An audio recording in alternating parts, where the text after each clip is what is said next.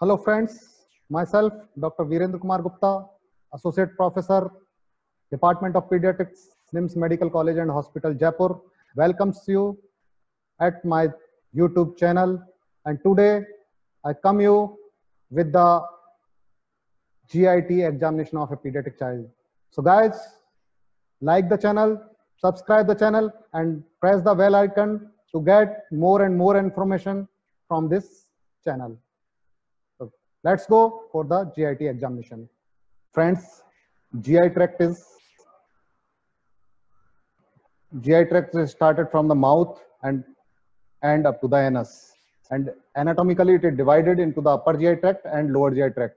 The upper GI tract and lower GI tract. While the embryologically is divided into the foregut, midgut, and hindgut.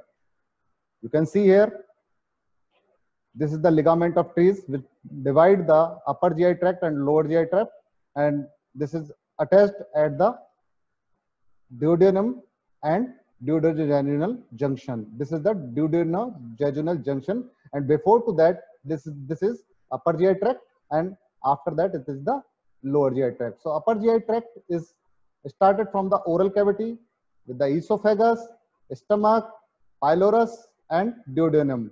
So these are the part before to the ligament of Treves is upper GI tract, and after that there is the lower GI tract. Lower GI tract having, as usual, a small intestine having the duodenal junction and flexor, jejunum, ileum, ileocecal junction, and large intestine having cecum, colon, ascending colon, transverse colon, descending colon, rectum, and anal canal. So a patient come to you with the complaint of digestive disorders with having stomach pain, nausea, vomiting, diarrhea, constipation, abdominal distension, bleeding, problem with the appetite, or dysphagia. You should examine the patient for the GIT. And if having abdominal pain, any disorder of the celiac disease, colitis, constipation, Crohn's disease, dysphagia, esophagitis, feeding problems or failure to thrive, food allergies, gallbladder disorders, any gastrointestinal bleeding, gastroparesis, GERD, Hirschsprung disease, iron deficiency anemia, irritable bowel syndrome, inflammatory bowel disorders, intestinal pseudo-obstructions, liver disease, motility disorders, pancreatic disease disorders, peptic ulcers, polyps, obesity, esophageal or gastric varices, or short bowel syndrome. So whenever you having this kind of disorders in the pediatric digestive system, you should examine a patient for gastrointestinal tract examination. So before to examine any system, you should wash the hand and warm them, proceed calmly, should not sudden moves, and shake the hand and offer them candy or toys to the patient or child. Introduce yourself that what you are going to do, and ask the patient to point the part which is tender and having any pain. You should examine in last. Position of the patient, in which position the patient having child comfort. Child may comfort in the mother's lap also, so you should examine in the comfort position. Expose the patient and required basis, jitna aapko required hai, you should expose the patient, and approach from the right side of the patient. You should stand up the right side of the patient, thereafter you should examine the patient. Gather as much as data possible by the observation first, and alter the sequence of the examination if required, but present in a sequential manner. And order of the examination should be least distracting to the most distracting part. So guys, what are the component of the GIT examination? As you know, any systemic examination, before to any systemic examination, you should go through the general physical examination which are related with the systems. So general physical examination related with the GIT examination, and started from the oral cavity, abdominal examination, genitalia examination, and rectal examination. So general physical examination, I covered general physical examination in my last webinar, and you should go through my link given in this description of this video. So general physical examination related with the GIT, I will tell you in here. This is general appearance. The patient look ill, unwell, or healthy. The facial expression of the patient is angious or causes of the colic. Maybe posture in the bed due to the peritonitis or appendicitis, there may be patient motionless. In case of the abdominal colic, patient may restless. and in case of the renal colic, patient may roll out on the bed like a snack. So there may be a dyspnea in case of the massive ascites due to the fluid overload and having pressure on the lungs. Notice dysmorphic feature if there is, and vital signs to be taken. And in general physical examination, you should also know about the anthropometric measurement, height, weight, BMI, mid-arm circumference, head circumference, chest circumference, abdominal girth you should taken. And whenever you know about the BMI, the BMI is normal is 18.5 to 24.9, and below to that is patient is underweight, and above that up to 29.9 is overweight. More than it is always up to 34.9, and up to 39.9 is severely obese, and more than 40 is morbidly obese patient.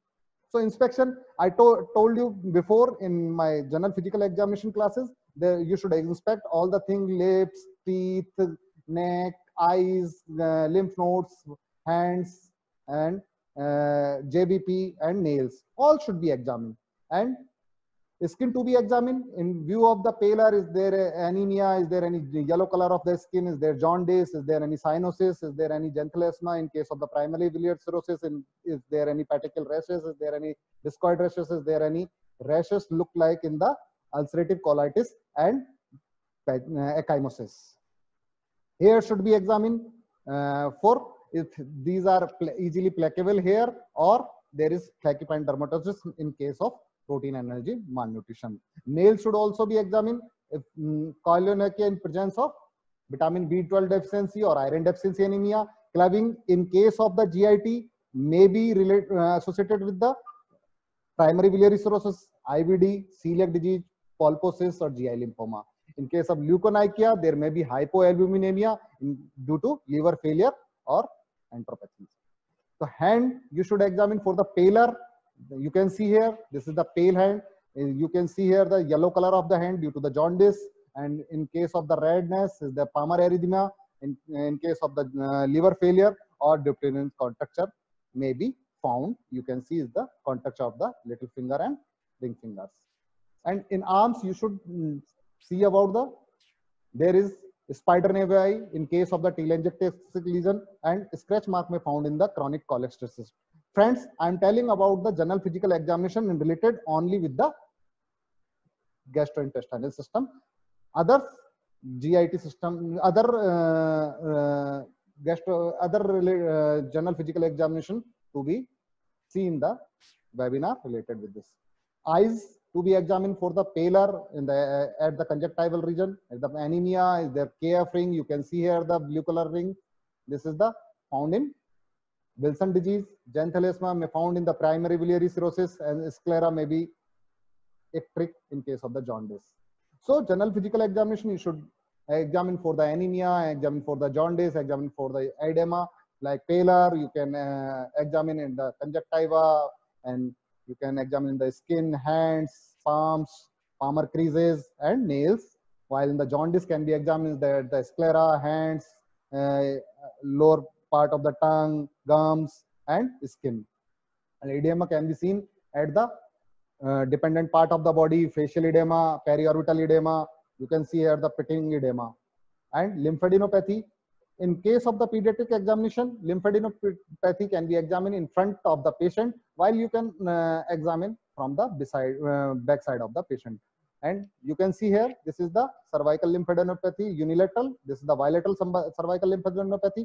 And axillary lymphadenopathy should be examined by the side of the patient, and you should examine like this to keep your fingers here. And this is the examination of the lymphadenopathy in case of the epitropial lymphadenopathy. So these are the lymph nodes having cervical lymph nodes. Cervical lymph node having the transverse chain, vertical chain. I told you, as I told you in my last webinar, this is the submental lymph node, submandibular lymph node, preauricular, postauricular lymph nodes, or occipital lymph nodes. And this is the supraclavicular lymph node. This is the axillary lymph node. This is the inguinal lymph node having the superficial or deep inguinal lymph nodes. So this is very important in case of the GIT hepatocellular failure. Signs of the hepatocellular failure having jaundice. You can see here the jaundice, icterus, And flapping tremor, you can examine the patient for the flapping tremors. Is there any palmar erythema? Is there any spider nevi? Is there any caput medusae like this? The dilated of the veins at the abdomen, ascites.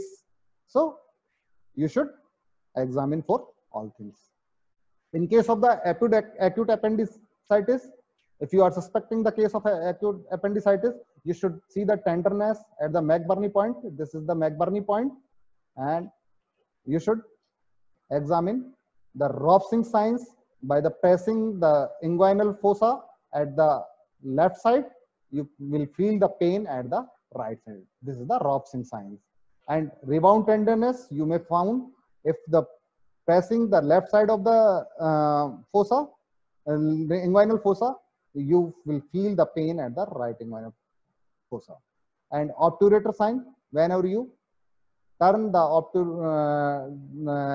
flex the thigh, you will feel the pain at. Now come to the examination of GIT system, having three parts: oral cavity examination, abdominal, and rectum. So examination of oral cavity is very important. Is the window to the GIT system that is likely to mirror and exhibit the inflammatory changes of the GIT system. So you can see the systemic examination started with the oral cavity, and it show all things about the GIT system and is the mirror like image. So in the oral examination, you should say, feel the breath. Is there any halitosis or any bad odor or hepaticus? Is there examination of the lips, examination of the palate, examination of the gums, examination of the teeth and tongues? We'll go one by one. So lips. In case of the lips, color is very important. You may found blue in the cyanosis, and there may be pale in case of the anemia. There may be calf lip, and in corner of lips, you can see here the fissuring or angulostomatitis, or there may be some vesicle in case of the herpes simplex virus. Ulceration may also found, and there may be some pigmentation around the lips. Gums. In case of the gums, you may found there is some anemia, cyanosis you may see, pigmentation may be there. You can see there the blue line of the gums in case of the lead poisoning and gum hypertrophy, and there may be some bleeding in case of the scurvy and other things. Teeth, we should examine the teeth for the growth and age of the child. You can see in this child that the incisor teeth is fall down. So the age of the child may be up to 5 to 6 years of age. Congenital teeth may found in case of the newborn babies, and Huntington teeth may be found in congenital syphilis. Tongue is very important to examine in case of the GI system. This is color, size, symmetry, dehydration, dry in case of the dehydration or wet. Surface of the tongue to be seen for the coated or raw surface. Is there any wall tongue in case smooth, or in case of the vitamin B12 deficiency or iron deficiency anemia. Strawberry tongue may found in the scarlet fever or Kawasaki disease.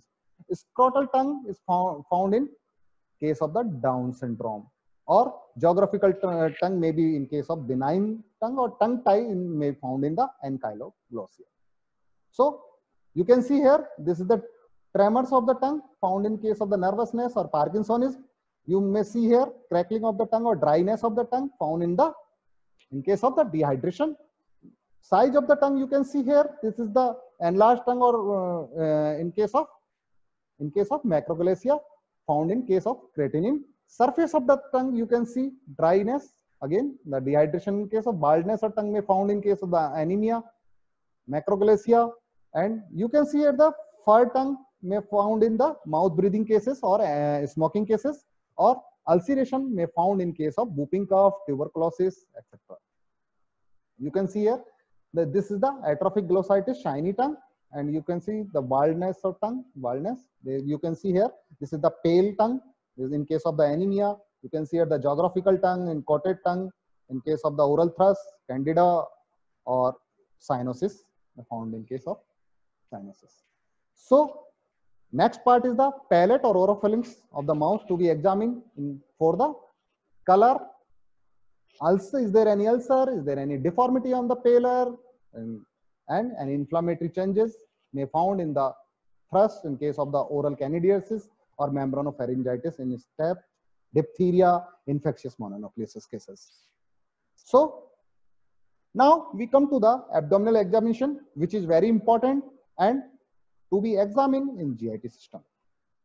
So anatomical areas divided the abdominal system in 4 anatomical areas. These are divided by the 2 lines. One is centrally placed middle line, and this is one vertically line in central, passes through the umbilicus. This is the right upper quadrant, this is the left upper quadrant, this is the right lower quadrant, and this is the left lower quadrant. But nowadays, the abdomen is divided into 9 regions. These are divided by the 2 vertical lines. These are 2 vertical lines, passes through the clavicle, midclavicular area, and midpoint of the inguinal ligament, the mid-inguinal points, and 2 transverse lines. This is the transpyloric plane, and this is the transtubercular plane. Transpyloric plane passes at the lower border of the ribs, and transtubercular passes the iliac crest, both of the iliac crest. So there is the 9 quadrant. This is the at right side, right hypochondral region. This is the epigastrium region. This is the left hypochondral region. This is the right lumbar region. This is the umbilical region. This is the left lumbar region. This is the right iliac region. This is hypogastrial region and left iliac region. These regions are very important because we examine in next all the patient in view of these regions. So what order to be examined in case of the abdomen? So abdomen should be inspected first, thereafter auscultation and palpation, and in last percussion to be done. So inspection to be done in the comfort position of the patient, and that may be the lap of mother, or child may lying down in supine position with the flexion of the hip and knee joint.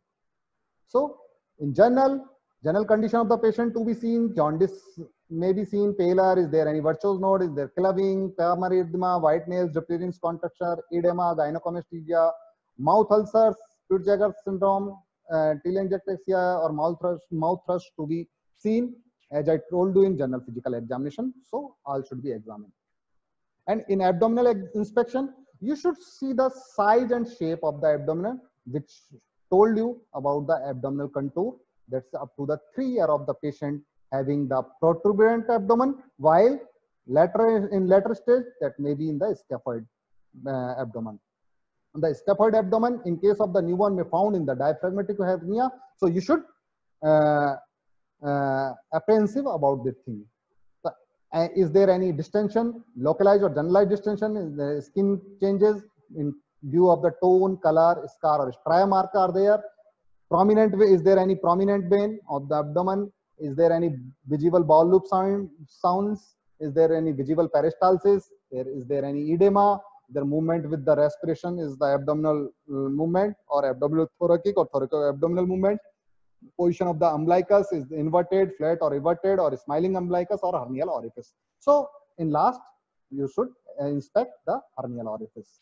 So come to one by one the abdominal contours. You can see here the patient may have flat abdomen, scaphoid abdomen, or distended abdomen. As I told you, the scaphoid abdomen in the adult or adolescent child is scaphoid, while in case of the young child, their abdomen may be distended. The causes of distension in the patient is there any generalized distension may found in 5F mnemonics. This is the due to fluid. In case of the ascites, in case of the gas, there may be flatus, may be fecus. In case of the constipation, there may be fetus in case of the pregnancy, and fat in case of the obesity. And localized distension may found in case of the loculated fluid.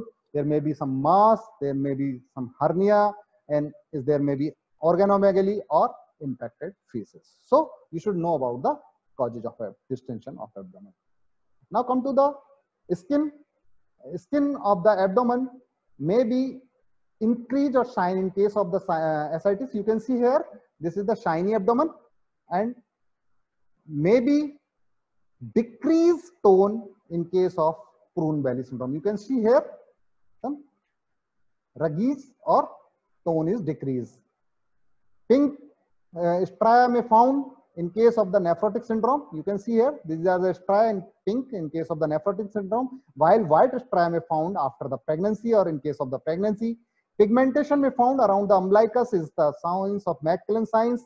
In case of the lumbar region or flanks may found in the gray Turner signs. These are the signs of pancreatitis. Prominent vein at the abdomen may found at the region of the umbilicus. You can see here, this is the caput medusae, and this found in case of the portal hypertension, and in flank or lateral side, collateral veins may found. This is in case of the obstruction of the inferior vena cava. Vaginal bowel loops may found. You can see here, this is the vaginal bowel loops in case of the intestinal obstruction. And direction of the bowel sound is very important. If there is left to right side of the direction of the vaginal bowel loops may found in case of the pyloric stenosis, while in the right to left may found in case of large intestinal obstruction at the transverse colonic obstruction. You can see by the pitting of edema at the pinching of the wall, and you can see the pitting of the edema. Umbilicus to be seen. This is the normal umbilicus. This is the inverted and everted umbilicus. You can see here in case of the ascites or distended of the abdomen. Smiling umbilicus may also found in case of ascites. Hernial orifice. You can see here the hernial orifice. This is the umbilical side. This is the epigastrial side. Epigastrial hernia, spigelian hernia, inguinal hernia at the inguinal side, and femoral hernia at the femoral side. So you can see here. This is the epigastrial hernia. This is the umbilical hernia. You can see the paraumbilical hernia. This is the inguinal hernia. Now come to the auscultation, because the auscultation should be done in case of the GIT examination before to the palpation and percussion, because these maneuver may alter the frequency of the bowel sound. So in auscultation, we try to hear the vowel sounds which is normal in patient having gargle type sound in every 5 to 10 seconds. They may increase in case of the intestinal obstruction, in case of the diarrhea, may absent in case of the paralytic ileus or late intestinal obstruction. Venous hum may found in case of between the G-sternum and umbilicus.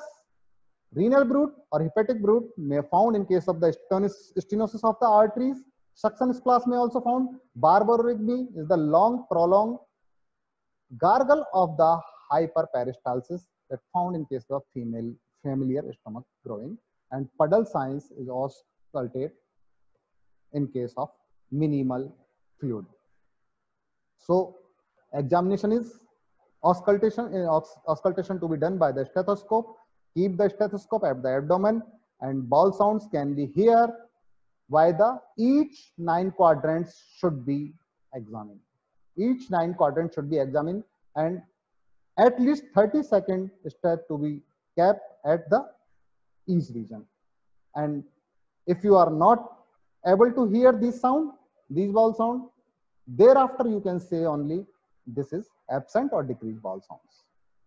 Puddle signs you can see in this patient, in the knee patient to be kept in the knee chest position and knee elbow position, and keep the steth at the lowest part of the abdomen and detect the small amount of the ascitic fluid even up to the 150 ml, which is not detectable by the fluid thrill or shifting dullness. So whenever you put the steth here and fling the abdomen here, you will feel the dullness sound. Now come to the palpation. Palpation is very important part of the GIT examination. So before to palpate the exam, these key points should be in your mind. The bladder should be empty. Patient is lying in the supine position. Flex the hip and knee to relax the abdominal muscles. Arm at the side or fold across the chest. Before to begin the point of the area or patient to examine first, is there any pain? So ask the patient, is there any pain? That should be examined in last. Warm the hand and stethoscope. Avoid the long nails if you have. Approach slowly, do not fast, and distract the patient with the conversation or questions to be asked, whether their name, their age, height, etc., what he is doing. So, what step to be taken in the palpation? Ask the patient for any pain and location. Start the superficial palpation away from the side. If none, proceed with the anti-clockwise, move starting from the left lumbar quadrant region. So if there is any pain, that area should be examined in the last, but you can start the patient palpation at the left lumbar quadrant region and go anti-clockwise. And look for the any tenderness. Is there any temperature changes? Is there a mass? Is there any rigidity? Is there guarding or any pulsation? In step 3, you should go to the deep palpation. Again, it should be started from the left lumbar quadrant and examine the left large bowel, spleen, epigastrium, liver, right upper quadrant, suprapubic and periumbilical region, bimanual palpation for the kidneys. And in last, flank fullness and fluid thrill to be seen and suction splash to be seen. So palpation of the organs and the liver. The liver is palpated and consider its size of the liver, age, surface, consistency of the liver, tenderness, and pulsation is there any. The liver palpation can be done by the 4 ways. There is the 4 ways with the handing your tip of the finger towards the edge of liver surface, liver border. So this is the standard method or preferred method, can be done by the single hand or by the both hand. And in case of the pediatric age group, alternative method is keep your right sided border of the finger, your index finger border in parallel to the border of the liver, that's the oblique position, and towards the left hypochondral region, and started from the right inguinal fossa. Third method is the hooking method in case of the obese patient, and dipping method can be used in case of severely obese or having severe ascites. So one by one, this is the preferred method or standard method, where you can see the tip of the finger is towards the edge of the liver. So you can examine the patient. This is the alternative method. You can see here the border of the index finger is in parallel with the border of the liver. So you can feel the liver border. You can see here in the pediatric age group. This is the hooking method. Hook the right hypochondral region like this. And dipping method is to done in case of the massive ascites. In this method, you should place the hand over the abdomen and making quick and gentle dipping movement. You should keep the gentle and dipping movement with the also known as the one hand ballotment or two hand ballotment, also with the bimanual ballotment. So you can see here, this is the method. Push the fluid by the dipping and try to palpate the organ. This is the unilateral, and bimanual method can be examined for the kidney also. So now come to the second organ is the important is the spleen. The spleen having spleen is present at the left hypochondral region and enlarged towards the right inguinal fossa in this direction. So this is divided into the mild, moderate, or severe enlargement. Mild, moderate, or severe splenomegaly. Mild is 1 to 2 centimeter below the hypochondral region, left hypochondral region. Moderate is called as the 3 to 7 centimeter below the left hypochondral region, and marked splenomegaly is called as more than 7 centimeter below the left hypochondral region. While Hackett classified the splenomegaly in 6 parts. There is the one, first is the spleen is not palpable. 0 is the not palpable. First is just palpable. In case of the deep inspiration, if the spleen is palpable, while the palpable, but half the way to the umbilicus, you can see here. If patient umbilicus is not below the umbilicus, you can see the spleen is not below the umbilicus, is grade 3, and grade 4 just below the umbilicus, and in grade 5 it passes more than half the way of the pubic symphysis. So palpation of the spleen having, again, the classical method. In classical method, started from the right inguinal fossa and tip of the finger towards the right hypochondral region, which is the where the tip of the notch of the spleen can be felt. So with the each breathing, you should try to feel the palpation of the spleen and go upward through the right inguinal fossa to left hypochondral region. This is the bimanual method of the spleen palpation. You can see here, put your left hand behind the chest wall at the 11th or 12th ribs, and again palpate the spleen started from the right inguinal fossa and go upward in the right lateral position. Patient should be kept in right lateral position. This is the best method to examine the spleen. Another method to examine the spleen are hooking method and dipping method as examine as the liver.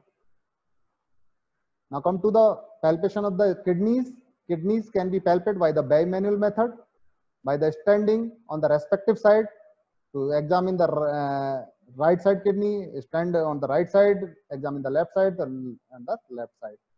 Where we can also examine the standing with the opposite side, like this patient.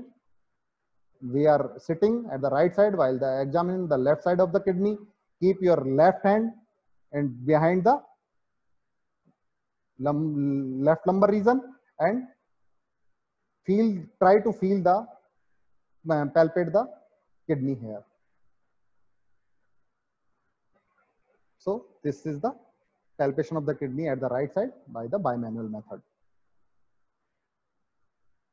In case of the left side kidney examination, there may be some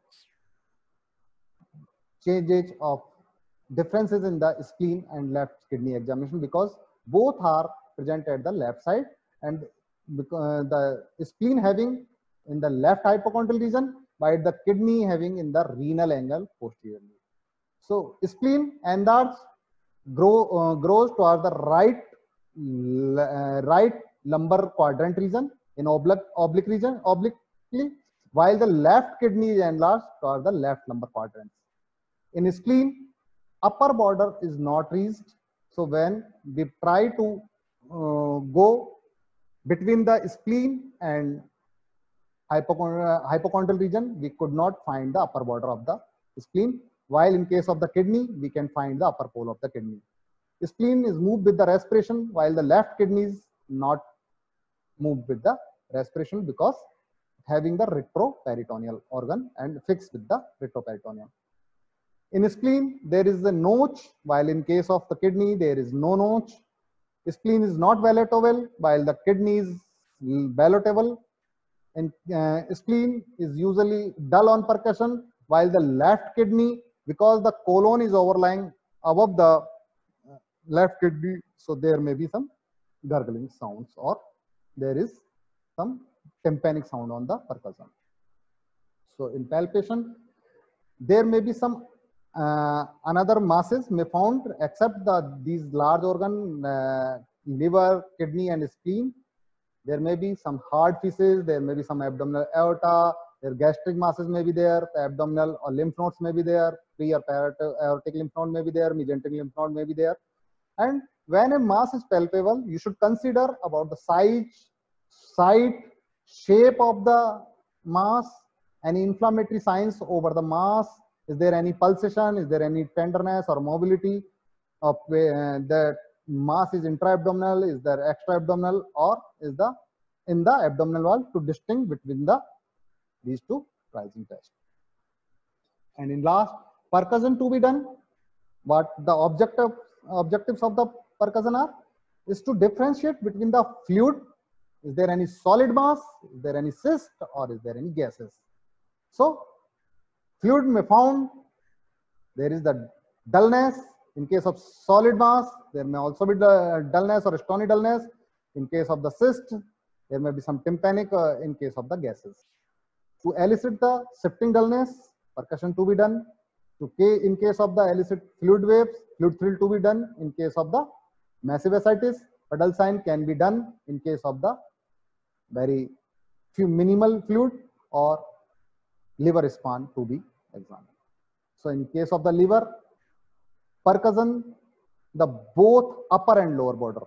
So you should percuss the upper and lower border. Thereafter, we can take the span at the mid-clavicular line and know about the true hepatomegaly. Spleen is to be started percussing from the right iliac fossa and go to the left hypochondral region and try to feel the dullness, and place the left middle finger parallel to the left quadrant margin. Urinary bladder to be percussed from the epigastrium and towards the hypogastrium, and dullness may be found of the urinary bladder. In case of the ascites, you can see here, the ascites is there. You should try to percuss the abdomen, started from the epigastrial region, and percuss the abdomen from epigastrium to the hypogastrium region. Where you find the maximum tympanic nodes, you should go through the to the right or left side of the abdomen. Where if you find the maximum dullness, you should turn the patient right or left side and wait for 30 seconds. Thereafter, you will find the tympanic node here. This is found in case of the shifting dullness. In case of the severe ascites, you can see here, if keep the hand of your assistant or patient's hand in the midline to prevent the vibration through the screen. Keep your left hand at the left side of the flank and fling from the right side. So you will feel the vibration sense or thrill at the left hand due to the massive ascites. This is the shifting dullness. You can see here, it started from the epigastrium region to the hypogastrium region and shift the patient at the right lateral position like this, and shifting dull. In case of the shifting dullness, dullness is shift to the tympanic sound due to the shifting of the fluid towards the dependent side. So this is the Trowbridge area, where this is found at the in left side. There is the, you can see, this is the sixth rib superiorly. Left side there is the mid-axillary line, and the right side you can found the costal margin in case of the right or inferior region. This is usually tympanic, but may found in case of dull in case of the obesity, in case of the food, in case of the effusion, in case of the splenomegaly. This is known as the Trowbridge area. Yeah, friends, examination of the genitalia and groin is very important in case of the GIT examination. In case of the male, you should see the urethral orifice. This is there any hypospadiasis or epispadiasis? Size of the penis is penile length is less than 2 centimeters. In case of the infant, is defined as micropenis. In testis, you should examine for the swelling, cryptorchidism, retractile testis. Is there any inguinal hernia or torsion? Is there any developmental anomalies, ambiguous genitalia? you should examine with the orchidometer. You can see this is the orchidometer where you can see the size of the testis by the volume of the testis in the 1, 2, 3, 4, 5, 6, 7, 8, 9, 10, 11, and 12 ml. You can see. And in case of female, you should examine the vulva. Is there any rashes, erythema? Is there in discharges from the vagina? Is there any foreign bodies? Any suspected abuser? Clitoris is enlarged or normal? Developmental abnormalities or any ambiguous genitalia. Rectal examination is normally done in case of the abdomen, acute abdomen, in case of the chronic constipation or rectal bleeding. In the three conditions, you should normally examine the rectum, while look for the tone of the anal sphincter and tenderness. Is there any anal stenosis, loose patellus anus in case of the malingocele, or maybe imperforated anus? Is there any masses of the fecus, polyps is there, any teratomas, or is there any foreign body? Is there any local abdominal tenderness? Is there any blood or other stainings? Rectal prolapse is there? Perianal areas having any thread burns or scratch marks? Is there any skin tags? Is there any protruding polyps or anal fissure is there, or fecal soiling? Digitally, rectal examination can be done for in case of the male, prostate can be examined. In case of the female, cervix can be examined. So friend, it was complete about the GIT system examination. In next webinar, we will complete the live demonstration of examination of spleen and liver. So guys, write down in comments box, how was the seminar, contents of the seminar, and more, what do you want? And like the channel, subscribe the channel, and press the bell icon to get more notification from my side. And write down your suggestion how to get the improve the channel. Thank you.